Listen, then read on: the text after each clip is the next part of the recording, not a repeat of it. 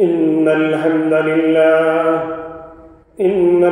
لله حمدا كثيرا مباركا طيبا ونشهد أن لا إله إلا الله وحده لا شريك له ونشهد أن سيدنا وسندنا وحبيبنا وحبيب مولانا محمدا عبده ورسوله أرسله الله بالحق بشيرا ونذيرا وداعيا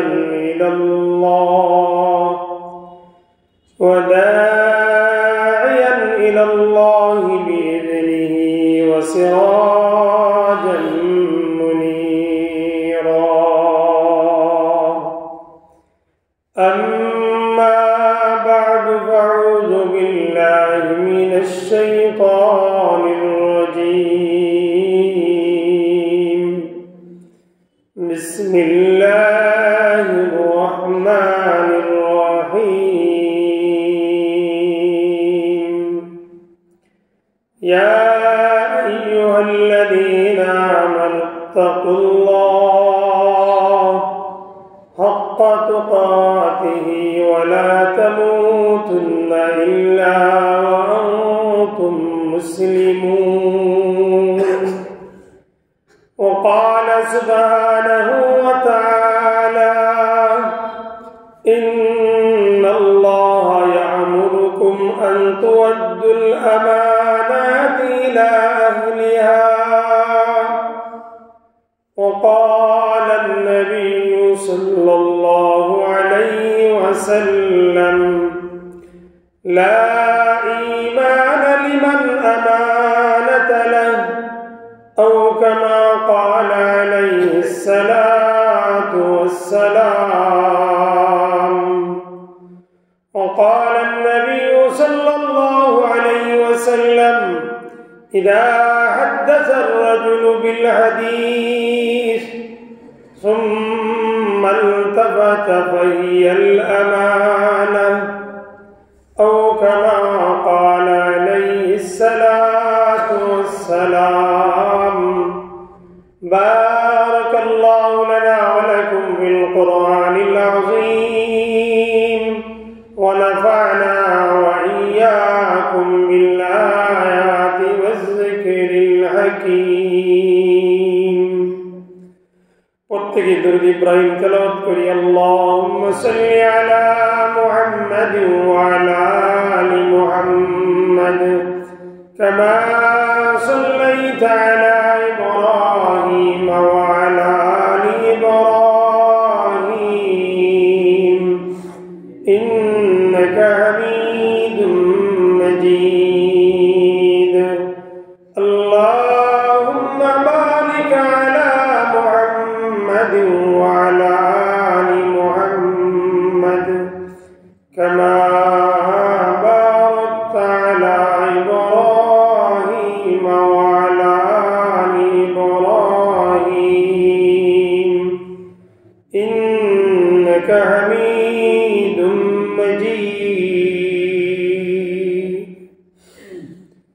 সম্মানিত মুসল্লিয়ানে کرام আমরা সর্বপ্রথমে মহান রব্বুল আলামিনের দরবারে শুকরগুজার হই এই জন্য যে আল্লাহ তাআলা আপনাকে আমাকে পছন্দ করে যাচাই করে বাছাই করে ভালোবেসে মহান আল্লাহ তাআলার পবিত্র হুকুম পবিত্র জুমার দিন জুমার নামাজ পড়ার জন্য আল্লাহ আপনাকে আমাকে যাদেরকে কবুল করছেন আসার তৌফিক দান করছেন আমরা এই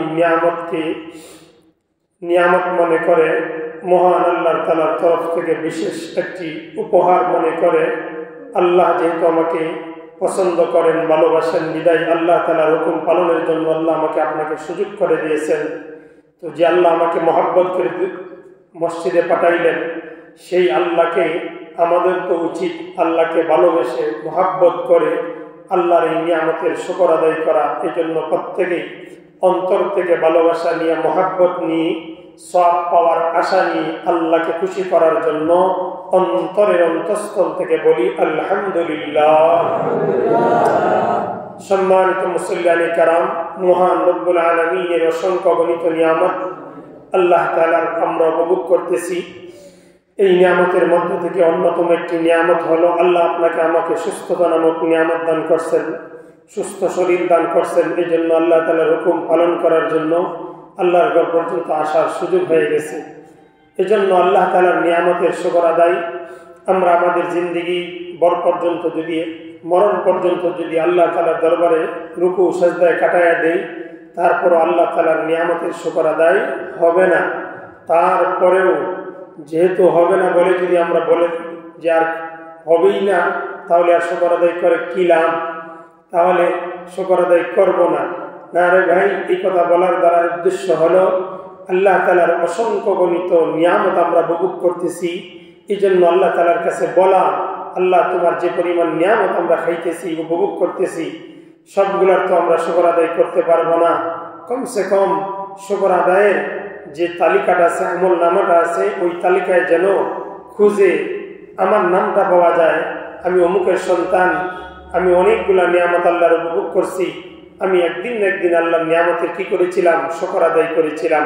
এই জন্য শুকর আদায় যে তালিকাটা থাকবে, ওই তালিকায় যেন আপনার আমার মতো গুনাহগারের নামটাও আল্লাহ তাআলা খুঁজে পায়। এই জন্য মাঝে মধ্যে আমরা নিয়ামতের কথা স্মরণ করে আল্লাহ তাআলার শুকর আদায় করি। এই জন্য আবারও বলি আলহামদুলিল্লাহ। সম্মানিত মুসল্লিয়ানে কারাম, আমি আপনাদের সামনে পবিত্র মহাগ্রন্থ আল কোরআনের 2 জায়গা থেকে 2টি আয়াতের টুকরা তেলাওয়াত করেছি। সাথে সাথে বিশ্বনবী মুহাম্মদ রাসূলুল্লাহ সাল্লাল্লাহু আলাইহি ওয়াসাল্লামের পবিত্র আহাদিস মুবারাকা থেকে 2খানা হাদিস আপনাদের সামনে তেলাওয়াত করেছি। আমার আয়াত এবং হাদিসের পিছনে যে আলোচনাটা আপনাদের সামনে তুলে ধরার চেষ্টা করব, নিজে আমল করার জন্য আপনাদেরকে আমল করার নিয়তে শুনতে হবে। আমি নিজেও যেন আমল করতে পারি, আপনারাও যেন আমল করতে পারেন, ওই নিয়তে শোনার মন মানসিকতা কি আছেন আমাদের? যদি না থাকে আমরা মন মানসিকতা তৈরি করে নেব যে আল্লাহ যে আলোচনাগুলা আমাদের সামনে তুলে ধরা হবে তোমার পবিত্র কোরআন থেকে, রাসূলের হাদিস থেকে, এই কথাগুলোর উপরে যেন আমি নিজে আমল করতে পারি, আরেকজন ভাইকে যেন আমলের দাওয়াত দিতে পারি, এমন একটা নিয়ত নিয়ে যেন কোরআন এবং হাদিসের বয়ান শুনতে পারি, এমন একটা দিল আল্লাহ তুমি আমাদেরকে তৈরি করে দাও। এই কথাকে আল্লাহকে মনে মনে বলা যায় না? ইনশাআল্লাহ। কোন নিয়তে বয়ানটা শুনবো? আমলের নিয়তে। না মজা লাগবে এই জন্য শুনবো, না কথাটা কাকে বলছে, কেন বলছে, এটা খুব গভীর দৃষ্টিতে, সূক্ষ্ম দৃষ্টিতে খেয়াল করলেন। ইমাম সাহেব কাকে বয়ান দিচ্ছেন, ইমাম কাকে কথা বলতেছে, ইমাম সাহেব কাকে ধমক দিলেন, এইগুলোর প্রতি খেয়াল করব, না ইমাম সাহেব কোরআন এবং হাদিস থেকে কি বিষয় আলোচনা করতেছেন, কি আমাদেরকে বুঝাইতে চাইলেন, আল্লাহ আমাদেরকে কি মেসেজ দিলেন এবং কি বলার জন্য, কি করার জন্য বললেন, এমন নিয়ত নিয়ে আমরা কি করব? প্রত্যেকটা আলেম, প্রত্যেকটা ওয়াইজ বক্তাদের বয়ান শুনবো আমল করার নিয়তে। কোন নিয়তে ভাই? আমল করার নিয়তে। কেন? নিজের জাহান্নাম থেকে বাঁচলে বাপের নাম, আমরা সমাজে বলি না, নিজে বাঁচলে বাবার নাম। তো আমি জাহান্নাম থেকে বাঁচতে পারলেই হবে, আগে আমাকে জাহান্নাম থেকে বাঁচতে হবে, এরপরে আমার পরিবার, প্রতিবেশী, প্রতিজন এদেরকে বাঁচানোর চেষ্টা করব। আগে আমি জাহান্নাম থেকে বাঁচতে হবে, না আগে মানুষকে জাহান্নাম থেকে বাঁচানোর চেষ্টা করবেন? আপনি নিজেই তো জানেন না কোন কাজ করলে আমি জাহান্নামে চলে যাব, আমার নিজেরই জানা নাই, আমার নিজের আমলেই কি নাই, ঠিক নাই। এজন্য ভাই আমি যেন জাহান্নাম থেকে বাঁচতে পারি, আমি যেন আল্লাহর হুকুম মতো চলতে পারি, নবীর তরিকায় চলতে পারি, সেই নিয়ত নিয়ে যেন আল্লাহ তাআলা আমাদেরকে যতটুকু সময় আমি কোরআন এবং হাদিস থেকে আপনাদের সামনে একটা বিষয় তুলে ধরার চেষ্টা করব, ওই বিষয়টার উপরে নিজে আমল করার নিয়তে কি করব? শুনবো ইনশাআল্লাহ। নিয়ত আছে তো ইনশাআল্লাহ? ইনশাআল্লাহ নিয়ত আছে। ইনশাআল্লাহ আমি খেয়াল করব কে আমলের নিয়তে শুনে আর কে আমলের নিয়তে শুনে না। আমি কিন্তু চেহারা দেখলে বুঝতে পারি। মুসাম্মা, এই যে চেহারাটা আছে, ওই চেহারাটাকে আরবি ভাষায় বলা হয় মুসাম্মা। মুসাম্মা কোন বিজ্ঞ উলামায়ে কেরাম যদি কোনো মানুষের চেহারার দিকে তাকায় থাকে, বুঝতে পারেন উনি কোন নিয়তে শুনতেছে, ওনার উদ্দেশ্য কি, ওনার মন মানুষটা কি, এটা চেহারার মধ্যে ফুটে উঠে। চেহারার মধ্যে ফুটে উঠে। একজন চোর চুরি করেছে, বিচারকের সামনে রাখা হয়েছে, বিচারক তাকে জিজ্ঞাসা করেছে কি খবর, তুমি কি সত্যি চুরি করছো? তো চুরে সত্যি চুর যদি সে চুরি হয়ে যায়, চুরি করতে বলা হয়, অবশ্যই চেহারার মধ্যে চুরের একটা ভয়ভীতি ছাপ থাকবে। তো আপনি আমি কোন নিয়তে বয়ান করি, কোন নিয়তে বয়ান শুনতেছি, এটা মুসল্লিদের চেহারার দিকে তাকাইলে ইমাম এবং আলেমরা বুঝতে পারে। বিষয়টা কি বুঝতে পারছেন? আসেন, সর্বপ্রথমই মহান রব্বুল আলামিনের কাছে আমি নিজেই দোয়া করি, আল্লাহ যে কোরআনের আয়াত এবং হাদিসের বয়ানটা আমি করব, আল্লাহ আমাকে সর্বপ্রথম আমল করার তৌফিক দিও। এরপরে যারা শুনবে আমার বয়ানটা, এরাও যেন আমল করতে পারে, সেই তৌফিক আল্লাহ আমাদেরকে সকলকে দান করুক। সকলে বলে আমিন। সম্মানিত মুসল্লিয়ানে কেরাম, আমি পবিত্র কোরআনের 2টা আয়াত আপনাদের সামনে তেলাওয়াত করেছি। অত্যন্ত গুরুত্বপূর্ণ আয়াত, অত্যন্ত দামি আয়াত। আমার আয়াত এবং হাদিসের আলোচ্য বিষয়ের শিরোনাম হলো আমানত। কিসের আলোচনা করব? আমানতের আলোচনা। আমাদের কাছে আমানত রাখা হয়, আল্লাহর তরফ থেকে বান্দার কাছে কিছু আমানত দেওয়া হয়েছে। মানুষ মানুষের কাছে আমানত রাখে। ওই আমানতটা কেমন দামি বস্তু, ওই জিনিসটা তুলে ধরার জন্য কোরআন থেকে 2টা আয়াত তেলাওয়াত করেছি, হাদিস থেকে 2খানা হাদিস আপনাদের সামনে পরিবেশন করেছি। উদ্দেশ্য হলো আমানত মুমিনদের জন্য জানা কতটুকু জরুরি, আমানত কি জিনিস, আমানত পালন করলে আল্লাহ কি পুরস্কার দান করবেন, আর আমানত রক্ষা না করলে আল্লাহ আমাদেরকে কি শাস্তি দিবেন, এই জিনিসটা তুলে ধরার জন্যই মহাগ্রন্থ আল কোরআনের 2খানা আয়াত এবং 2টা হাদিস আপনাদের সামনে তেলাওয়াত করেছি। আমার আজকের জুমার আলোচনার বিষয় হলো আমানতের গুরুত্ব। কিসের গুরুত্ব? আমানতের গুরুত্ব। আসেন, মহান আল্লাহ তাআলা কোরআনে আমানতের ব্যাপারে কি বলেন? ক্বালা সুবহানাহু ওয়া তাআলা ইন্নাল্লাহা ইয়া'মুরুকুম আন তু'আদ্দুল আমানাতি ইলা আহলিহা। আল্লাহ রাব্বুল আলামিন দুনিয়ার মানুষকে লক্ষ্য করে বললেন, হে দুনিয়ার মানুষ, আমি আল্লাহ রাব্বুল আলামিন পবিত্র কোরআনে তোমাদেরকে বিভিন্ন বিষয়ে মেসেজ দিয়েছি। এই মেসেজগুলোর মধ্য থেকে অন্যতম একটি মেসেজ হলো, কোন মুমিন যদি খাঁটি মুমিন হিসাবে আমি আল্লাহ তাআলার কাছে পরিচয় দিতে চাই, সত্যিকারের মুমিন যদি কোনো বান্দা হইতে চায়, অবশ্যই সত্যিকারের মুমিনের জন্য অনেকগুলা গুণ আছে। এর মধ্য থেকে অন্যতম একটি গুণের নাম হলো আমানত। আল্লাহ রাব্বুল আলামিন মুমিনদেরকে আমানতের ব্যাপারে বুঝাইয়া দিতে চান। আল্লাহ বলেন, তুমি যদি সত্যিকারের আল্লাহর প্রিয় বান্দা হইতে চাও, সত্যিকারের প্রিয় মুমিন হইতে চাও, অবশ্যই তোমাকে আমানত নামক নিয়ামতের রক্ষা করতে হবে। আমানত জিনিসটা তোমাকে বুঝতে হবে। এই জন্য আল্লাহ রাব্বুল আলামিন পবিত্র কোরআনে বলেন, ইন্নাল্লাহা ইয়া'মুরুকুম আন তু'আদ্দুল আমানাতি ইলা আহলিহা। আল্লাহ রাব্বুল আলামিন বলেন, হে বান্দা, হে বান্দি, আমি তোমাদেরকে হুকুম করতেছি, আদেশ করতেছি, তোমাদের কাছে যদি কারো আমানত থাকে, তাহলে তোমরা ওই আমানতগুলা, আমানত যাদের ছিল ওইদের পরিবারের কাছে, এদের আত্মীয় স্বজনের কাছে, ওই লোকের কাছে তোমরা তাদের আমানতগুলা পৌঁছাইয়া দাও। যথা সময়ে যথা স্থানে আমানতগুলাকে তোমাদেরকে পৌঁছাইয়া দিতে হবে। এই জন্য আল্লাহ রাব্বুল আলামিন বলেন, ইন্নাল্লাহা ইয়া'মুরুকুম আন তু'আদ্দুল আমানাত। আল্লাহ বলেন, আমি আল্লাহ তোমাদেরকে হুকুম করলাম, আদেশ করলাম।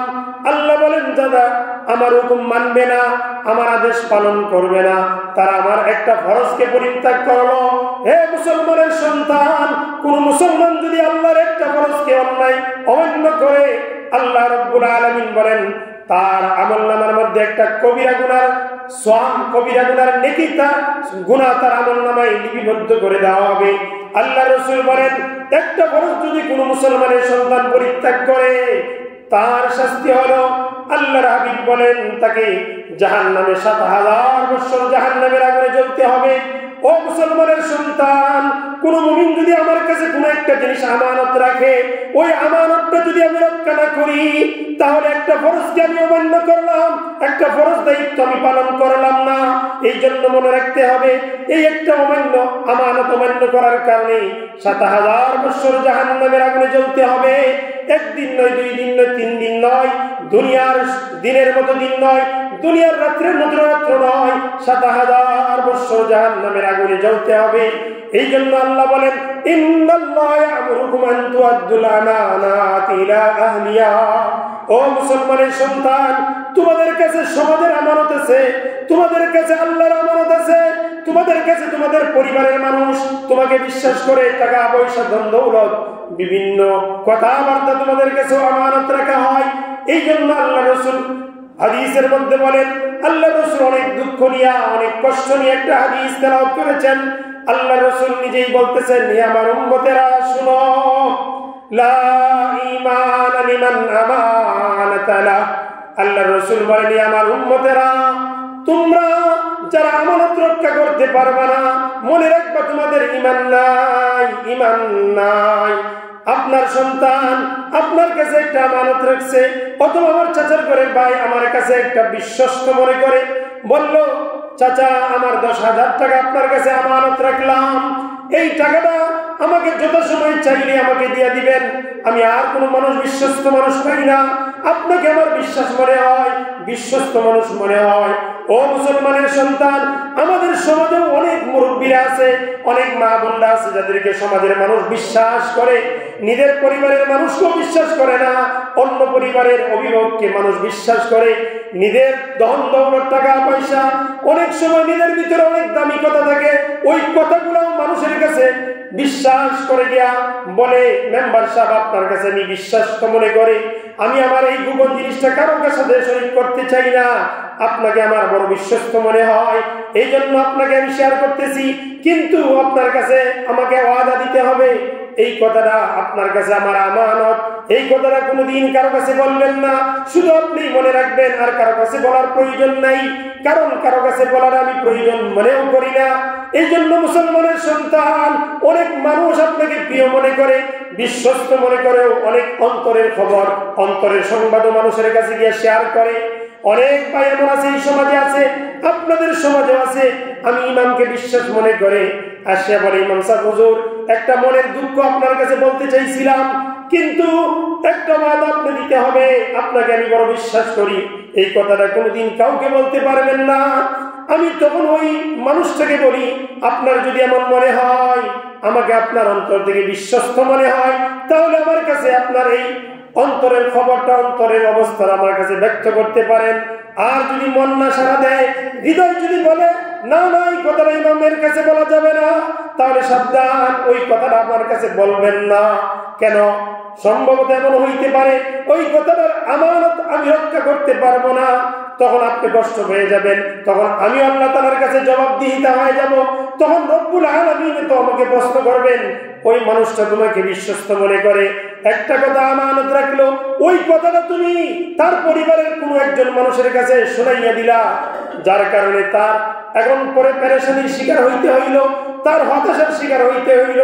এজন্য মুসলমানের সন্তান, আমানতের ব্যাপারে আল্লাহ কোরআনে ঘোষণা দিয়েছেন, আপনার আমানত আমার কাছে, আমার আমানত আপনার কাছে, আল্লাহর আমানত বান্দার কাছে আছে। এজন্য আমানত বহুত বড় একটা দৌলত, বহুত বড় একটা নিয়ামত। আল্লাহ রাব্বুল আলামিন পবিত্র কোরআনের মধ্যে ঘোষণা দিলেন, ইন্নাল্লাহা ইয়া'মুরুকুম আন তু'আদ্দুল আমানাতি ইলা আহলিহা। আল্লাহ রাব্বুল আলামিন আয়াতে বলেন, বান্দা তোমাদের কাছে আমি আদেশ করতেছি, তোমাদের কাছে আমার আমানতের ব্যাপারে, তোমাদের কাছে কিছু আমানত আছে, ওই আমানতগুলা যার ছিল তার কাছে পৌঁছে দাও। এখন আপনারা বোঝেন আমানত কাকে বলে। আমানত বিষয়টার সংক্ষিপ্ত অনুবাদ হলো অন্যের মাল আমার দখলে। কি কথা বলছি? মানে আমার দখলে, কিন্তু যে বস্তুটা আমার দখলে, ওই বস্তুর মালিক কিন্তু আমি নই, অন্য এক ব্যক্তি। অন্যের মালিকানা সম্পদ আমার কাছে কি রাখা হয়েছে, আমানত রাখছে, সুতরাং আমার দখলে আছে। সুতরাং আমার দখলে অন্যের মালিকানা কোনো বস্তু যদি থাকে, এটাকে বলা হয় আমানত। এটাকে কি বলা হয়? আমানত। আসেন, আমানতের ব্যাপারে এখন আমানতটা বহু প্রকারের হয়ে থাকতে পারে। তো আমানত আল্লাহ রাব্বুল আলামিনের পক্ষ থেকেও বান্দার কাছে কিছু জিনিস আছে আমানত, ব্যক্তিগত কিছু আমানত, সামাজিক কিছু আমানত। তো আপনি খাঁটি মুমিন যদি হইতে চান আর আল্লাহ তাআলার প্রিয় বান্দা হইতে চান, আল্লাহ তাআলার প্রিয় বান্দা হওয়ার বহু গুণের ভিতরে অন্যতম একটি গুণের নাম হলো আমানত রক্ষা করা। কি রক্ষা করা? আমানত রক্ষা করা। আপনি যদি মনে করেন 5 বেলা নামাজ পড়া আর টুপি লাগানো, সুন্নত পোশাক পরিধান করার দ্বারাই খাঁটি মুমিন হয়ে যাবেন, না না, এটা ভুল চিন্তা। আমার 5 বেলা নামাজের সাথে আমার আরো বহু কিছু গুণ আছে, ওই গুণের গুণান্বিত সাথে যদি থাকে, তাহলে আপনি খাঁটি মুমিন হবেন। খাঁটি মুমিনের জন্য তো একটা গুণ জরুরি নয় যে আমি 5 বেলা নামাজ পড়ে ফেললাম, আল্লাহ তাআলার কাছে খাঁটি মুমিন হয়ে গেলাম, সম্ভব নয়। খাঁটি মুমিনের ব্যাপারে আল্লাহ বিভিন্ন আয়াতে বিভিন্ন ধরনের গুণের উল্লেখ করেছেন। আল্লাহ রাসূল বিভিন্ন হাদিসে খাঁটি মুমিনের পরিচয় দিয়েছেন। এদের মধ্য থেকে অন্যতম একটা খাঁটি মুমিনের পরিচয় হলো আমানত রক্ষা করা। কি রক্ষা করা? আমানত রক্ষা করা। আসেন, এই আমানতটা বহু প্রকারের হতে পারে। ব্যক্তিগত আমানত হতে পারে, সামাজিক আমানত হতে পারে, রাষ্ট্রীয় আমানত হইতে পারে, সামাজিক আমানত হতে পারে। মনে করেন আমাদের জনাব মেম্বার সাহেব, হেড মেম্বার সাহেব, আমাদের অঞ্চলের মেম্বার, অত্র এলাকার মেম্বার, উনার কাছে উনার সমাজ আল্লাহর তরফ থেকে আমানত। উনার সমাজ উনার কাছে আমানত রাখা হয়েছে। এই জন্য উনি ইচ্ছা করলে সমাজকে যে কোনো ভাবে ব্যবহার করতে পারবে না।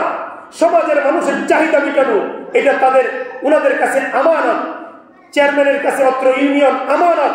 দেশের রাষ্ট্র প্রধানের কাছে পুরা ৫৬,০০০ বর্গ কিলোমিটার এলাকার মধ্যে যতগুলো মানুষ বসবাস করে সমস্ত মানুষের বিভিন্ন দায়িত্বের আমানত রাখা হয়েছে রাষ্ট্র প্রধানের হাতে।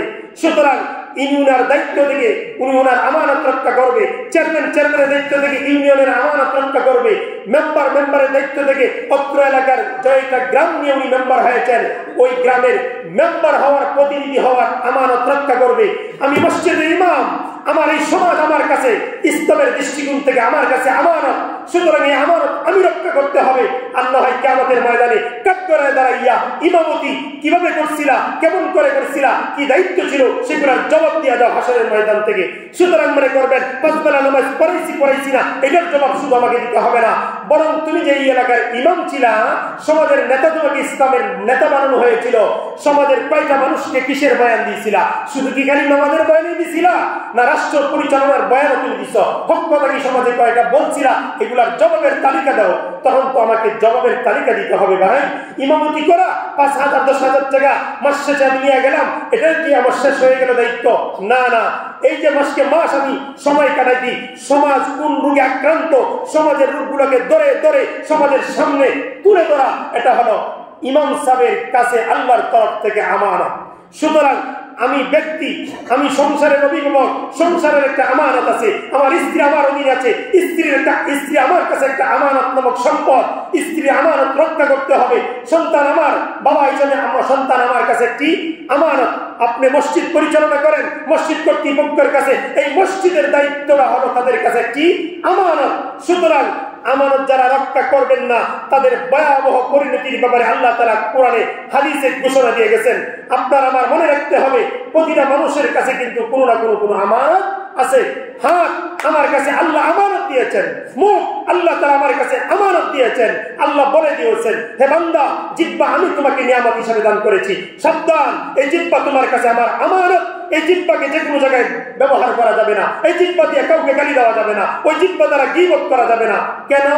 আল্লাহ রাসূল সাল্লাল্লাহু আলাইহি সাল্লামের হাদিসে, বুখারীতে, মুসলিমে, আবু দাউদের মধ্যে হাদিসের অধ্যায় বেরিয়ে ফেলেছেন, বাব বানায় বলেছেন, বাবু হিফজুল লিসানে ওয়াল শাতামে ওয়াল গীবাতে। এমন একটা বাব আনছেন, হাদিসের অধ্যায় নিয়ে এসেছেন, যেই অধ্যায়ের মধ্যে লেখা আছে বাবু হিফজুল লিসান, তোমরা তোমাদের জিহ্বাকে সংযত করো, হেফাজত করো, ওই জিহ্বা দিয়া কাউকে গালি দেওয়ার চেষ্টা করবা না। ওয়াল গীবাতে, এই জিহ্বা দিয়া কারো গীবত করবা না। ওয়াস শাতামে, কাউকে গালি করবা না। এবং অধ্যায় বানাইয়া আল্লাহ রসুলের মাধ্যমে উম্মতের কাছে দাওয়াত দিয়ে দিচ্ছেন। সুতরাং জিহ্বা আল্লাহর তরফ থেকে আমার কাছে আমানত, হাত আল্লাহর তরফ থেকে আমার কাছে আমানত, এই চক্ষু আল্লাহর তরফ থেকে আমানত। এই চক্ষু আল্লাহ তাআলা দান করেছেন হালাল বস্তু দেখার জন্য, হারাম বস্তু দেখার জন্য নয়। আপনি বাজারে বসে আছেন, আপনার চোখ এদিক সেদিক চলে যেতে পারে, সাবধান। তখন মনে রাখবা, আল্লাহ তো বলেছেন এই চক্ষু আমার কাছে আমানত। কেন? আল্লাহ তাআলা কোরআনে ঘোষণা দিয়েছেন, ওয়ালাকাদ যারানা লিজাহান্নামা কাসীরাম মিনাল ইনস কুলুবুন লা ইয়াফকাহুনা বিহা ওয়া লাহুম আযানুন লা ইয়াসমাউনা বিহা। আল্লাহ রাব্বুল আলামিন বলেন, হে দুনিয়ার মানুষ, তোমাদের মধ্যে অধিকাংশ মানুষ জাহান্নামে চলে যাবে। অধিকাংশ মানুষ কোথায় যাবে? জাহান্নামে যাবে। কেন? কুলুবুন লা ইয়াফকাহুনা বিহা, আমি আল্লাহ তোমাদের কাছে তোমাদের অন্তরটা আমি আমানত দিয়েছিলাম, এই আমানতটা তোমরা রক্ষা করো নাই। অন্তর দিয়েছিলাম ভালো জিনিস শোনার জন্য, ভালো জিনিস অনুধাবন করার জন্য, রাত্রিবেলায় দুতারা তেতারার গান শোনার জন্য আমি আল্লাহ তোমাকে অন্তর দিই নাই। আমি অন্তর দিয়েছিলাম তোমার অন্তরের ভিতরে আমি আল্লাহর ভয় ঢুকানোর জন্য।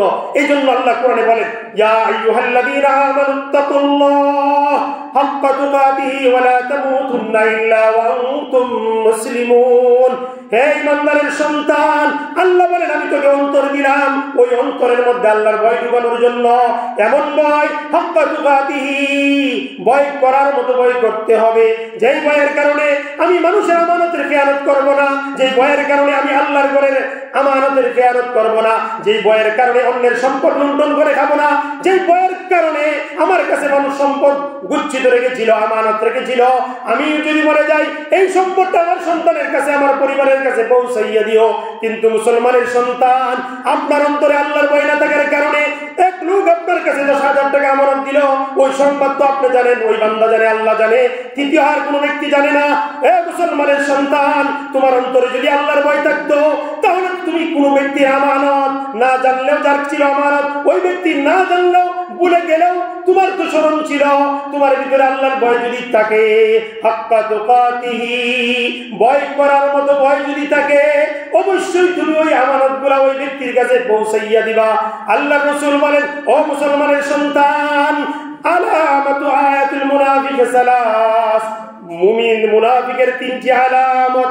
আল্লাহর রাসূল হাদিসে বলেন, মুনাফিকের 3টি আলামত, ইদা হাদাসা কাযাবা, কোন মুমিন যখন কথা বলে আর ওই কথার মধ্যে কথায় কথায় মিথ্যা কথা বলে, একটা হলো মুনাফিকের আলামত।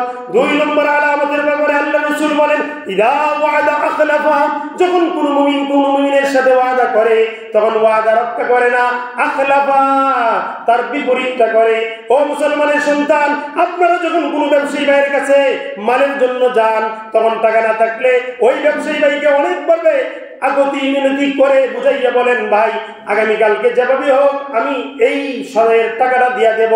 অনেক অনুনয় বিনয় বুঝাইয়া, সুন্দর সুন্দর শব্দ, সাবলীল শব্দগুলা বুঝাইয়া তার হৃদয়টাকে জোর করিয়া আপনি নিয়ে আসলেন বাজারটা বাকিতে কিনে, ওয়াদা করলেন আগামীকালকে দিয়া দিবেন, কিন্তু আগামীকালকে চলে গেল, পরের দিনের কালকেও চলে গেল, এভাবে মাসকে মাস চলে গেল। ও মুসলমানের সন্তান, ও মুমিনের সন্তান, এটা তো মুমিনের পরিচয় ছিল না। ইদা ওয়াদা আখলাফা, যখনই তুমি ওয়াদা করছো ওই সময় যদি তুমি ওয়াদা অনুযায়ী ওই ব্যবসায়ী ভাইয়ের টাকাটা পৌঁছাইয়া দিতা, তাহলে তুমি সত্যিকারের মুমিন হইতা। আল্লাহ রাসূল বলেন, তুমি যখন তুমি ব্যবসায়ী ভাইয়ের সাথে ওয়াদা করলা, ওয়াদা রক্ষা করলা না, তুমি তো মুনাফিক হইয়া গেলা। আল্লাহ রাসূল বলেন, 3 নম্বর মুনাফিকের আলামত হলো ওয়াইদা তুমিনা খানা।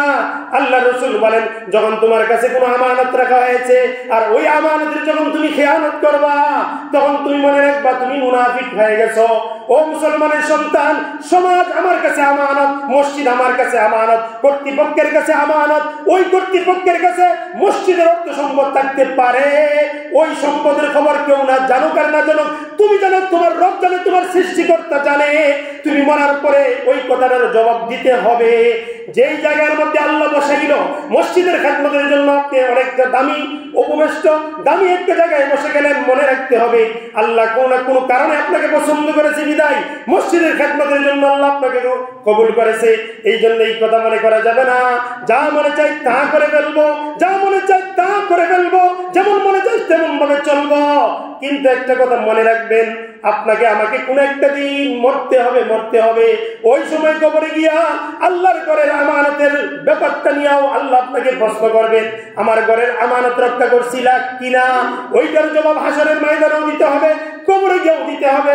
এজন্য মুসলমানের সন্তান, আল্লাহ রাব্বুল আলামিন বলেন, ইন্নাল্লাহা ইয়া'মুরুকুম আন তু'আদ্দুল আমানাতি ইলা আহলিহা।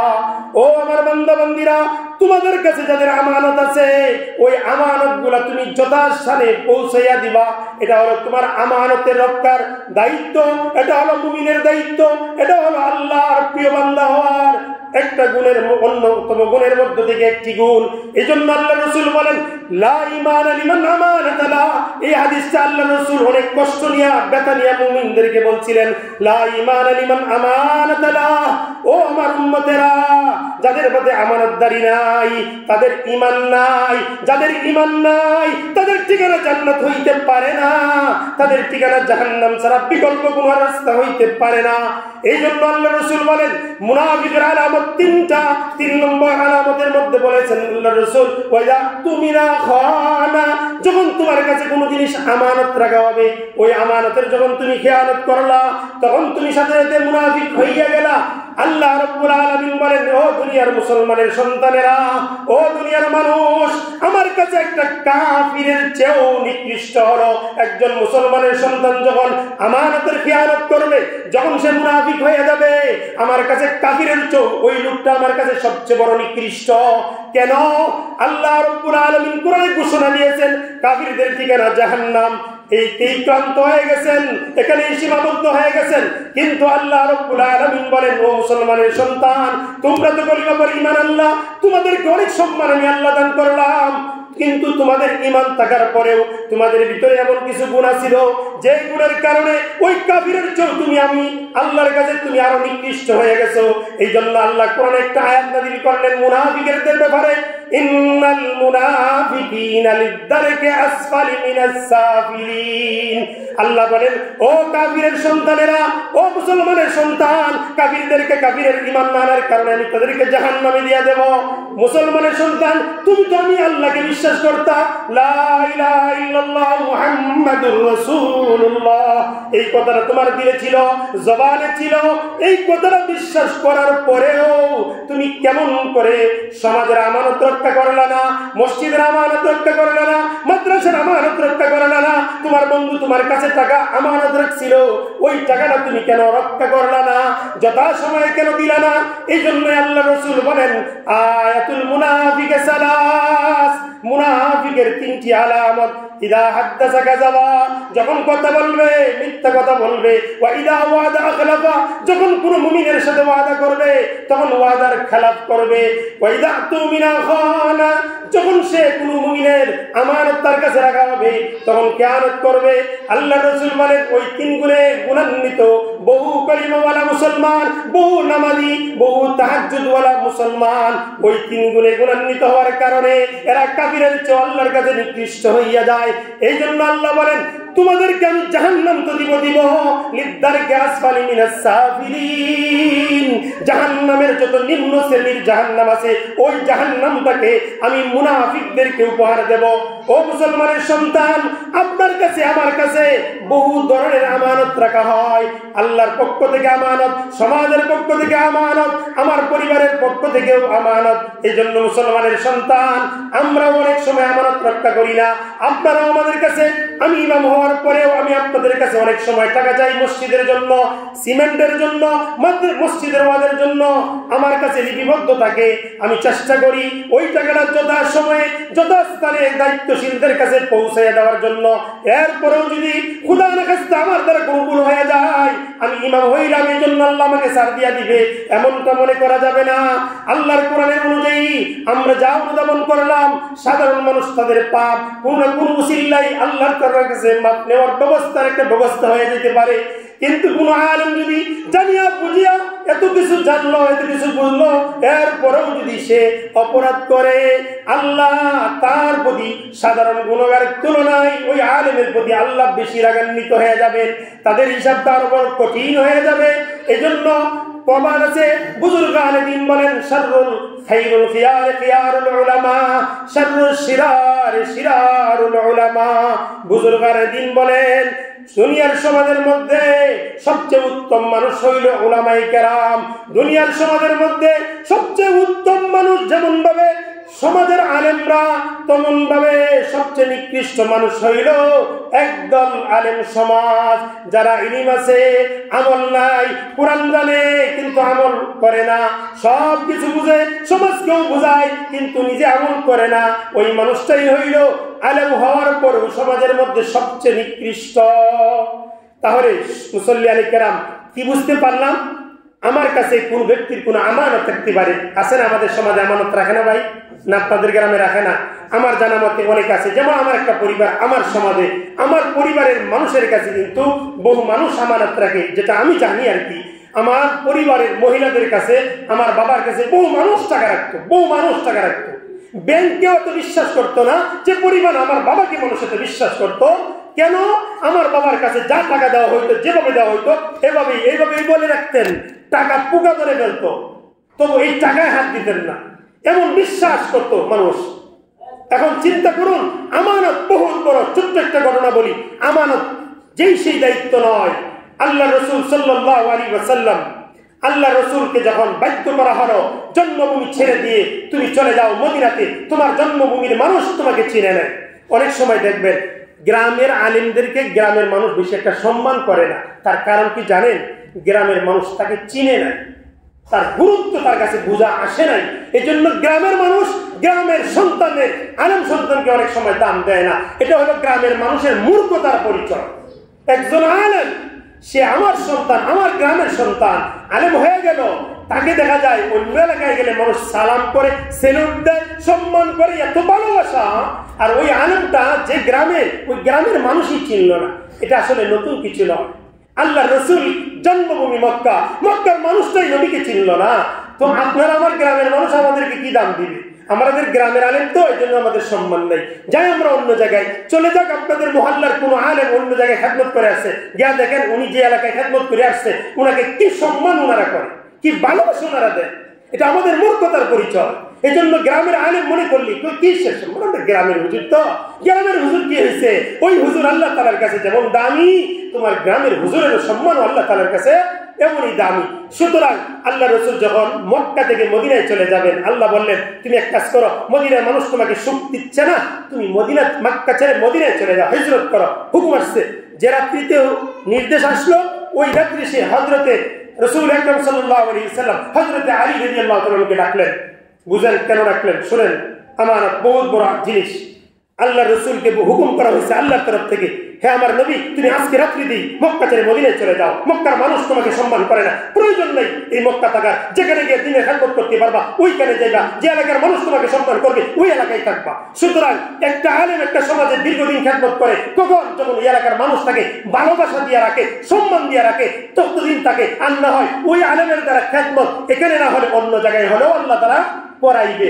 কিন্তু এক বছর গেল না, 6 মাস গেল না, ইমামের ইমতি চলে যায়, বছরে 3টা ইমাম বদলায়। কার তো সেগুলো খুঁজে বের করে সে দিনের খেদমত কিভাবে করবে? আসেন, আল্লাহ রাসূল সাল্লাল্লাহু আলাইহি ওয়াসাল্লাম মক্কা থেকে মদিনায় গেলেন। মদিনায় যাবেন রাত্রিবেলায়, আল্লাহ হযরত আলীকে ডাক দিলেন, আলী তাড়াতাড়ি আসো, জরুরি সংবাদ, জরুরি খবর আছে, জরুরি দায়িত্ব তোমাকে দিয়ে যাব। আল্লাহ রাসূল সাল্লাল্লাহু আলাইহি ওয়াসাল্লাম হযরত আলীকে ডাকলেন। উনিও তো অনেক সাহাবী আছে, সব সাহাবীকে ডাকেন নাই। হযরত আলীকে বললেন, আলী দেখো, আমি এই মুহূর্তে আজকে রাত্রিতে আমি মক্কা থেকে চলে যেতে হবে মদিনায়। আল্লাহ হুকুম আসছে, আল্লাহর হুকুমের এদিক সেদিক করা যাবে না। কিন্তু আমি তো একটা দুশ্চিন্তায় আছি। আমার মক্কার বহু মানুষের বিভিন্ন সম্পদ, টাকা পয়সা, সোনা অলংকার আমার কাছে আমানত রাখতো।